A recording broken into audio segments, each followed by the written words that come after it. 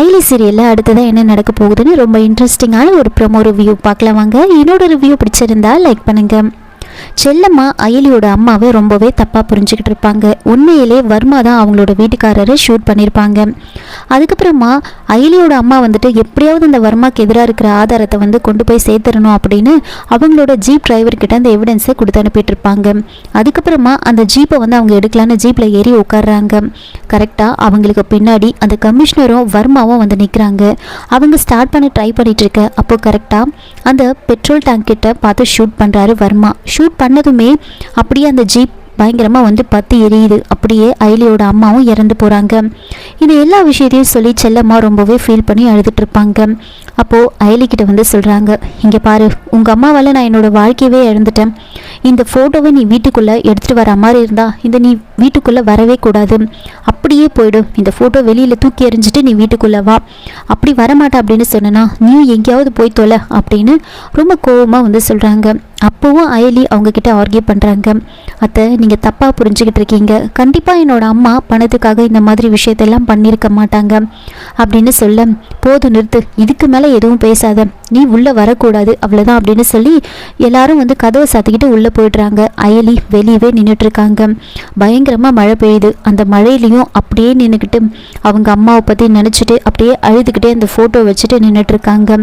இன்னொரு பக்கம் அயலியோட தங்கச்சிக்கு ரொம்ப கஷ்டமாக இருக்கும். நம்ம அக்கா இப்படி வெளியில் நின்றுட்டுருக்காளே அப்படின்னு சாப்பிடாம கூட அவங்க அக்காவே வந்து பார்த்துக்கிட்டே இருப்பாங்க. ஜமுனா ஒரு பக்கம் வந்து அவங்க பொண்ணை வந்து திட்டிக்கிட்டே இருப்பாங்க. அக்கா இந்த மாதிரி வெளியில் நின்றுட்டு இருக்கிறது எனக்கு ரொம்ப கஷ்டமாக இருக்குது அப்படின்னு ஃபீல் பண்ணிட்டு இருப்பாங்க. அதுக்கப்புறம் அவங்க தங்கச்சி என்ன பண்ணுறாங்கன்னா, சரி நம்ம சிவா அண்ணனுக்கு கால் பண்ணி சொல்லலாம் அப்படின்னு இந்த விஷயத்த வந்து சிவாவுக்கு கால் பண்ணி வந்து அவங்க தங்கச்சி வந்து சொல்கிறாங்க. இன்னொரு பக்கம் அந்த வர்மாவோட ஆள் வந்துட்டு கபிலனோட ரூம்குள்ளே வந்து ஒளிஞ்சிட்டு இருப்பாங்க. அப்போது கீழே வந்து எல்லாரும் வந்து சாப்பிட்றதுக்காக வந்திருப்பாங்க. கபிலன் மட்டும் கீழே வந்திருக்க மாட்டார். அப்போ இந்திராணி என்ன பண்ணுறாங்கன்னா, கபிலன் என்ன பண்ணுறாங்க, கபிலனை கூட்டிகிட்டு வாங்க அப்படின்னு சொல்லிட்டு, சரி இருங்க நானே போயிட்டு வரேன் அப்படின்னு இந்திராணி வந்து கபிலனோட ரூமுக்கு வந்து போகிறாங்க. அங்கே போயிட்டு ஓப்பன் பண்ணுறதுக்கு ரொம்ப லேட் ஆகும். அந்த வர்மாவோட ஆளை வந்துட்டு பாத்ரூமில் போயிட்டு ஒளிஞ்சிக்க சொல்லுவாங்க. அவங்களும் அந்த உள்ளே போயிட்டு ஒளிஞ்சிட்டு இருப்பாங்க. கதவு திறக்கிறதுக்கு ரொம்ப நேரம் ஆனதுமே இந்திராணி உள்ளே வந்த உடனே கேட்குறாங்க, ஏன் இவ்வளோ நேரம் கதவு திறக்கிறதுக்கு அப்படின்னு கேட்க, இல்லைக்கா வாஷ்ரூமில் இருந்தேன் அப்படின்னு சொல்லி சமாளிச்சிடுறாங்க.